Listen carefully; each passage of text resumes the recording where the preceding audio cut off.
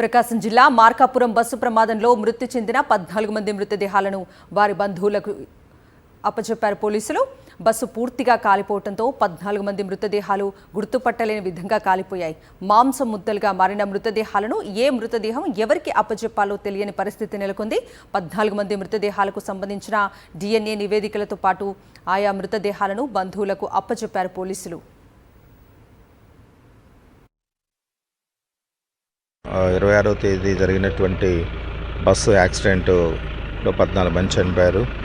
ఈ 14 మందికి సంబంధించి బాడీలన్నీ కూడా పూర్తిగా కాలిపోయినాయి. అంటే రక్త సంబంధికులు కూడా గుర్తుపట్టలేనంతగా కాలిపోయినాయి. కనుక వాళ్ళ రక్త సంబంధికుల్ని తండ్రి లేదా తల్లి, బ్రదరు లేదా సిస్టరు ఇట్లా వీళ్ళు పిలిపించుకొని వాళ్ళందరికీ DNA టెస్టులు కండక్ట్ చేశాము.